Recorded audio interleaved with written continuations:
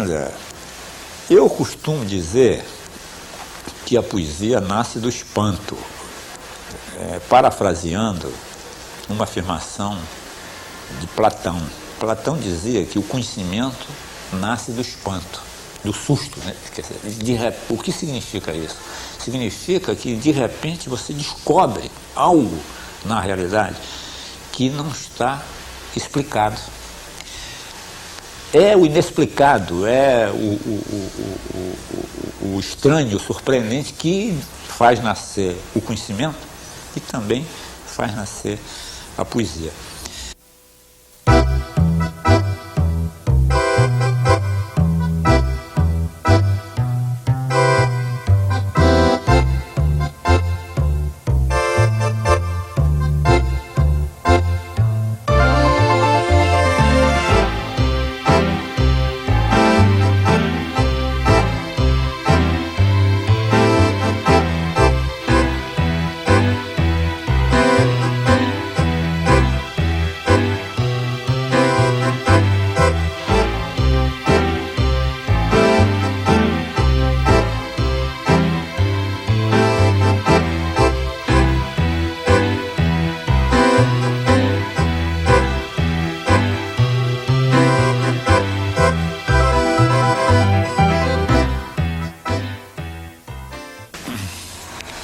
Olha, a minha infância foi feliz e infeliz. Feliz na medida em que eu era um garoto livre, vivia no mato, no rio, né, pescando camarão, brincando, né, correndo pela rua com um pivete, fazendo estripulia de tudo quanto é ordem. Então, sob esse aspecto, foi uma infância feliz, mas eu sempre fui uma pessoa meio grilada com certas coisas. Então, desde cedo, já o problema da morte, quando eu descobri a morte, eu já fiquei assustado. Então, a minha infância tem essa marca. A minha família é uma família muito simples e muito saudável, quer dizer, não há na minha família, nem da parte de meu pai, nem da parte de minha mãe, grandes problemas, complicações e conflitos, nunca houve, quer dizer, talvez porque é uma quantidade de filhos, não dá tempo de ter problema, né? Então, nós éramos muitos irmãos, era um total de 10, e nos davam muito bem, e nos damos muito bem até hoje, quer dizer, somos uma família unida, com muita camaradagem, com muito afeto um pelo outro.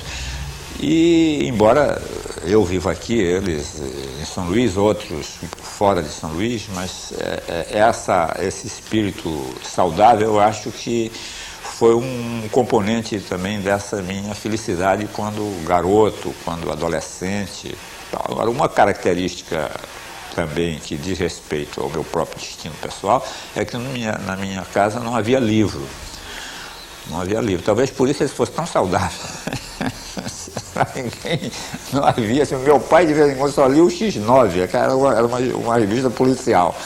E vez por outra aparecia assim, um livro que alguém emprestava a ele, mas não havia uma estante com livros e tal. Por que eu virei escritor, eu não sei.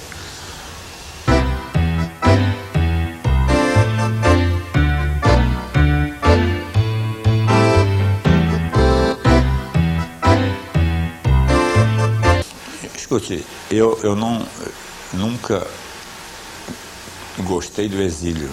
O exílio para mim foi uma verdadeira tragédia.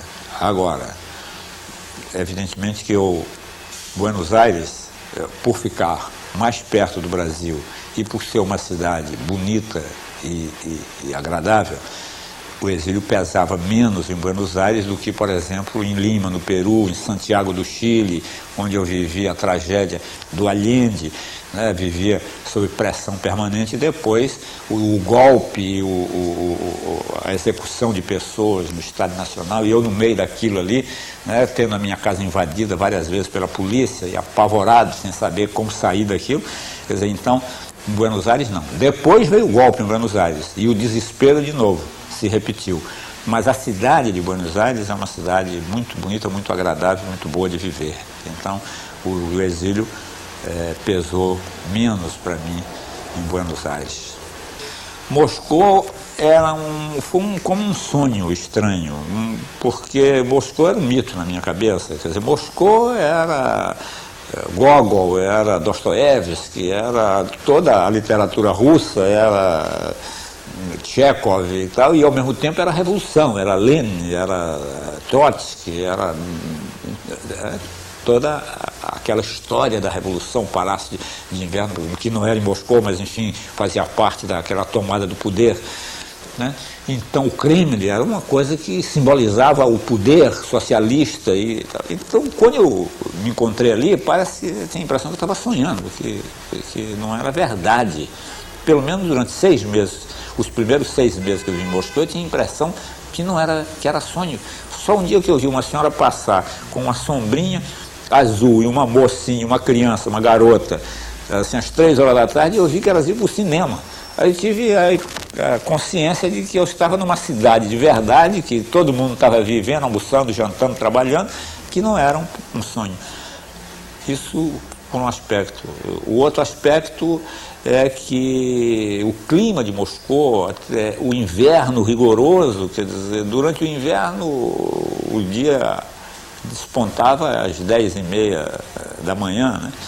Eu ia para o instituto onde eu estudava e 3h30 da tarde já estava anoitecendo. Então, para um bicho nordestino como eu, um bicho solar, era um tormento aquela vida ali, quer dizer, do ponto de vista de me habituar ao clima da cidade, à temperatura e à atmosfera de inverno, de penumbra, de coisa que não é a minha realmente.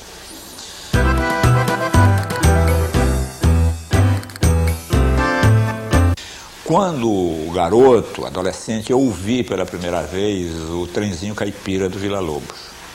E como meu pai me levava em suas viagens, quando eu era garotinho, meu pai ele era comerciante ambulante, então ele viajava de São Luís para Teresina de trem para comprar coisas, comerciar, vender coisas, e me levava às vezes com ele. E eu me lembro da primeira viagem que eu fiz de trem, de madrugada, o trem avançando pela madrugada, o dia nascendo, o Campo dos Perizes, que é uma vasta região cheia de árvores e de aves selvagens e tal. Então, quando eu ouvi o trenzinho caipira, eu vi que aquilo era a minha infância, que aquele trem, aquela música falava do trem da minha infância.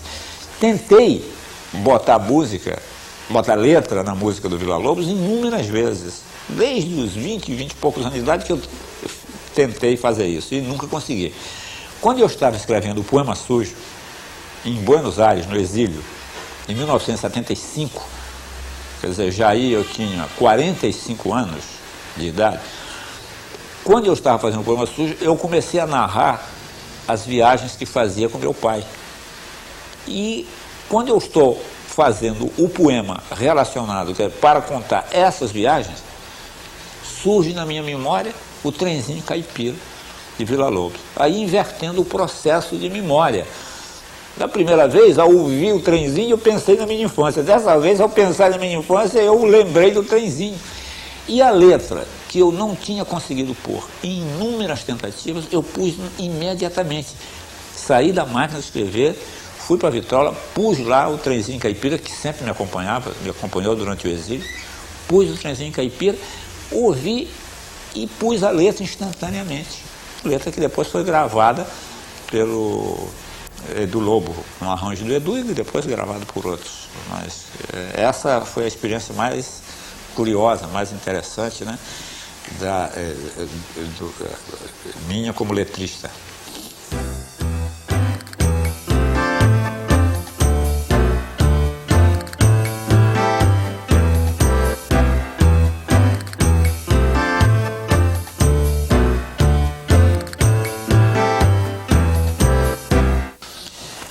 Olha, a revista Piracema foi a tentativa de criar, dentro do Ministério da Cultura, um órgão, né, que desse voz a setores da arte e da cultura brasileira que hoje não encontram caminho para se expressar.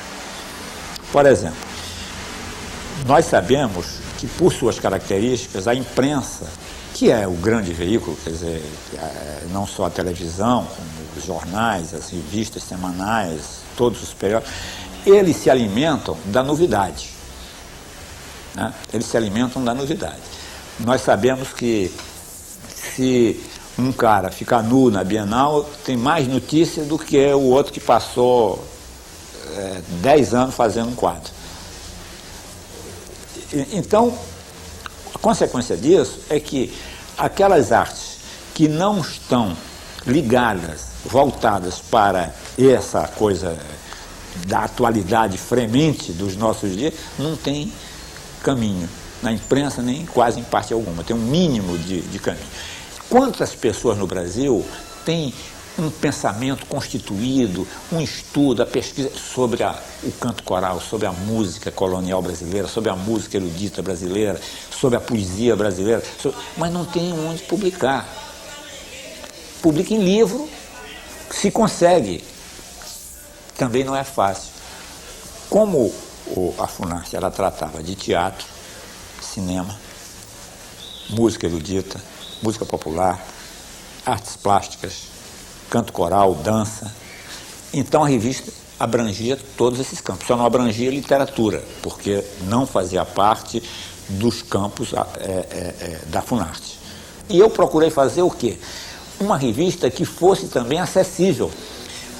Se chamava um grande especialista a escrever sobre música colonial brasileira, eu pedia a ele que escrevesse em linguagem que se pudesse entender, que aquele que não é especialista pudesse entender. E assim, o cara que escrevia sobre canto coral, o cara que escrevia sobre dança, para o quê? Agora, ao mesmo tempo, fazer uma revista bonita, uma revista de alta qualidade gráfica, para também porque a revista visava ir para o exterior, como ela era distribuída nas embaixadas, nos centros de estudos brasileiros pelo mundo inteiro.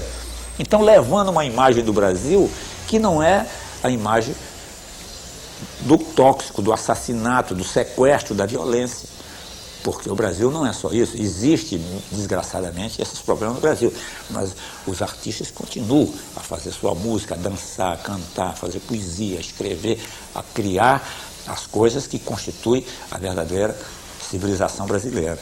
Então, essa revista, ela tinha essa intenção, né, de mostrar o Brasil no seu aspecto positivo, na sua criatividade, né, e com essa coisa da beleza, né, que a alta qualidade gráfica da revista permitia.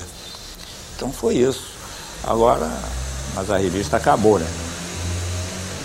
O primeiro emprego da minha vida foi locutor de rádio, a Rádio Timbira do Maranhão. Royal Briar, o perfume que deixa saudades. Royal Briar, esses anúncios da época.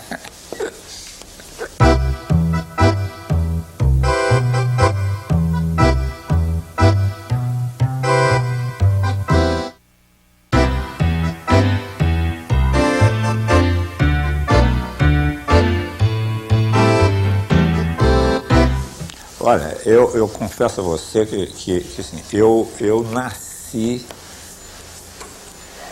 com essa vocação para as artes plásticas. Quer dizer, a primeira coisa que eu tentei ser na vida foi pintor, não foi poeta.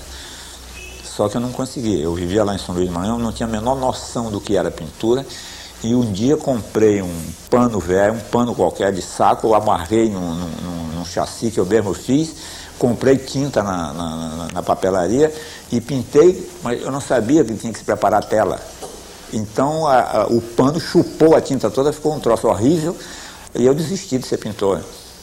Lá em São Luís, por exemplo, eu me lembro, quando eu vi o primeiro quadro moderno, eu me apaixonei por ele, foi numa capa de uma revista que apareceu esse quadro reproduzido, era um quadro do Iberê Camargo que tinha ganho o Prêmio Nacional do Salão Nacional. Eu vi aquele quadro com aquelas tintas, aquela pasta espessa, aquela coisa indefinida. Então, eu voltava todo dia à biblioteca para ver de novo aquela revista, até que um dia a revista sumiu. Mas eu costumo dizer que eu fui muito mais receptivo à pintura moderna do que à poesia moderna. Porque esse quadro eu vi, eu não tinha ouvido falar de pintura moderna e me apaixonei pelo quadro. Mas quando eu vi o primeiro poema moderno, quando eu li o primeiro poema moderno, que era um poema de Drummond falando assim, lua diurética, eu achei estranhíssimo e achei que aquilo não era poesia. E o outro poema dele que falava assim, escrevo com letras de macarrão o teu nome na sopa, eu falei, pô, não, poesia para mim era os anjos, era os cinnamoms, era... Então eu tive mais dificuldade para apreender a poesia moderna do que a pintura moderna. E como eu não pude me tornar pintor, eu me tornei um amante da pintura e um estudioso das artes plásticas. A minha vida inteira, até hoje, eu leio, releio, penso, anoto, reflito sobre as artes plásticas, que são realmente uma das minhas grandes paixões. Hoje eu passo a maior parte do tempo que eu tenho sem trabalho, meu tempo de folga, desenhando. Eu faço desenho, a gente tem uma série de desenhos que eu fiz aí, que já tem 150 desenhos com uma mesma temática que muda, varia, a cor varia, um detalhe varia outro, já tem mais de 150 desenhos. E ainda ontem à noite mesmo eu estava desenhando aqui.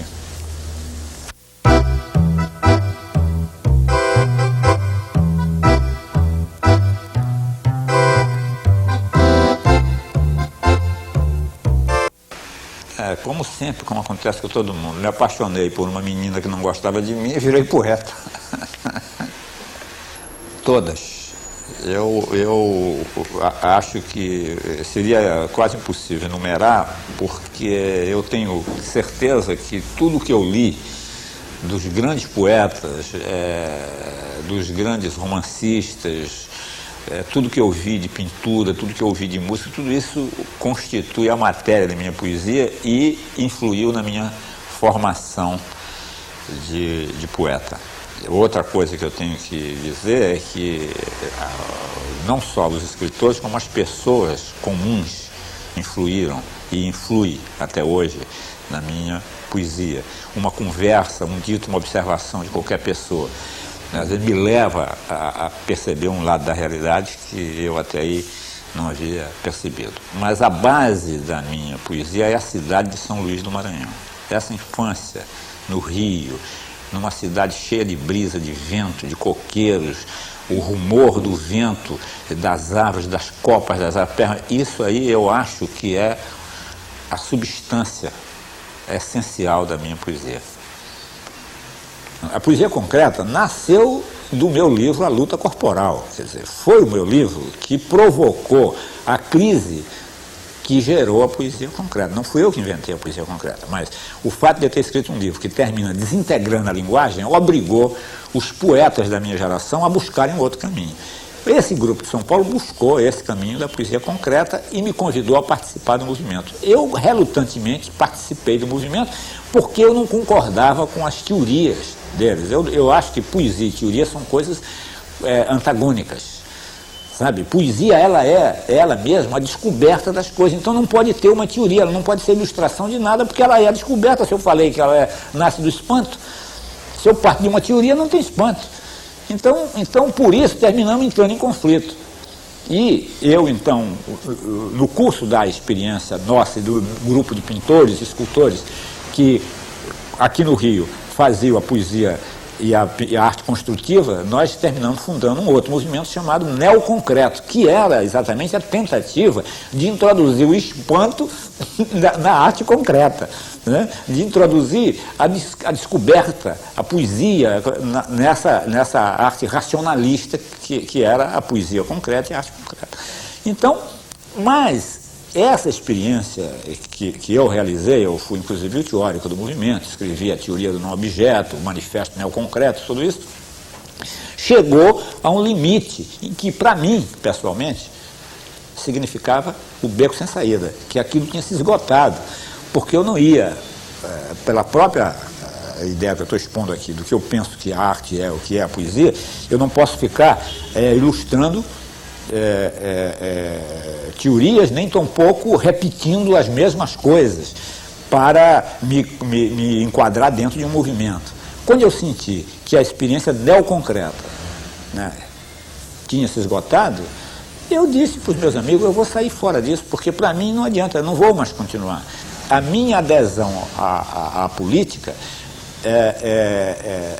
foi consequência de eu ter esgotado a experiência de vanguarda que eu estava fazendo. Fiquei no ar.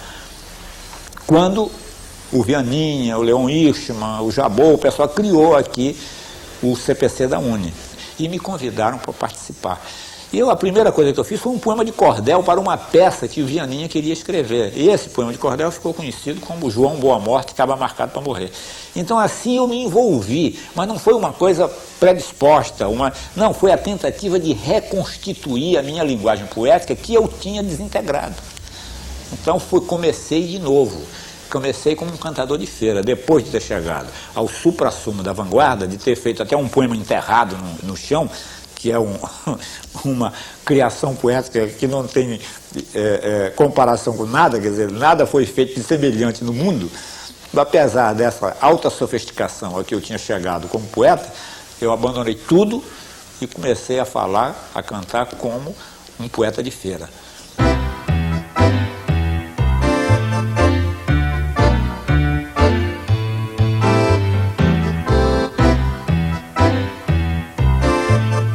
O que existe é o idioma, é a linguagem de todos.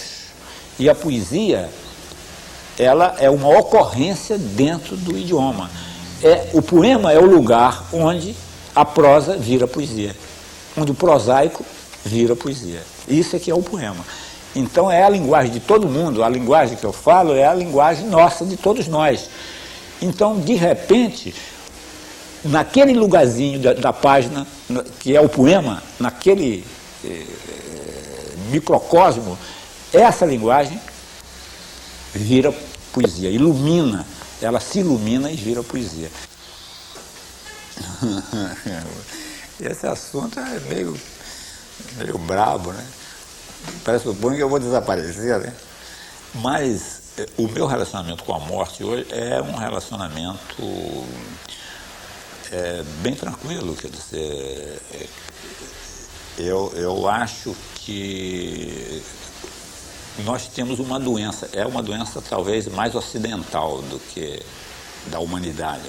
O Oriente tem um outro relacionamento com a morte. Um relacionamento tranquilo, né? A morte é uma coisa natural da vida. Eu sei que isso se diz em um lugar comum, mas as pessoas dizem, mas não acreditam. Ninguém aceita, né? Eu não digo que quero morrer e pelo contrário, eu quero viver e o máximo que eu puder. Mas a morte não é um tormento para mim, ela é uma coisa que chegará no momento exato. E eu que já morri uma vez, né, eu tenho conhecimento de que a morte ela é a absoluta não existência. Quer dizer, alguém que morre é como se nunca tivesse acontecido. Nada tivesse acontecido, como se nunca tivesse existido. Existe para você que está vivo. Quer dizer, a morte é um problema de vivo, de gente viva.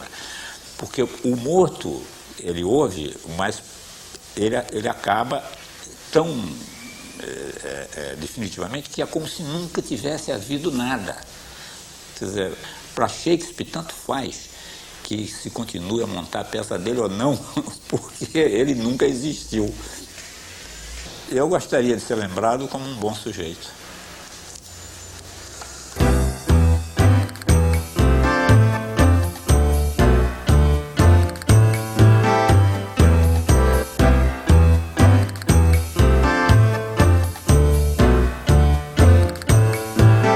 Na verdade, eu gostaria de escrever um livro que contivesse todo o sentido, todo o mistério da vida. Eu gostaria de escrever esse livro, não vou escrever, não vou conseguir, mas eu acho que todos os escritores, os poetas, né, eles gostariam de escrever esse livro. Esse livro que não fosse inteiramente decifrado, que não se esgotasse na leitura. Enfim, o livro inesgotável. Um livro que você, por mais que lesse, sempre tivesse que relê-lo. Não, eu não acredito em Deus, embora ache que seria bom acreditar. É uma boa acreditar.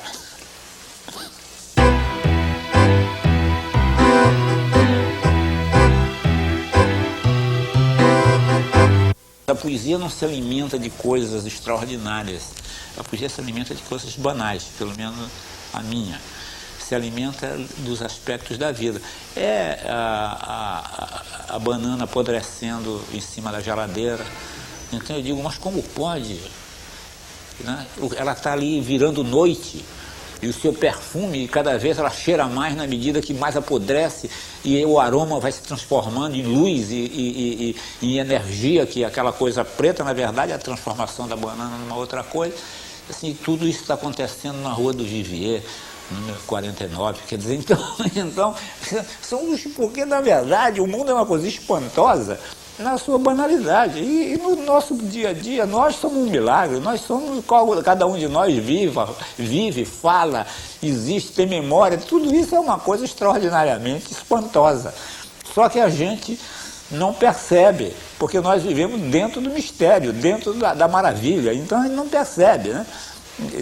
E a arte tem por função exatamente mostrar que nós vivemos dentro da maravilha.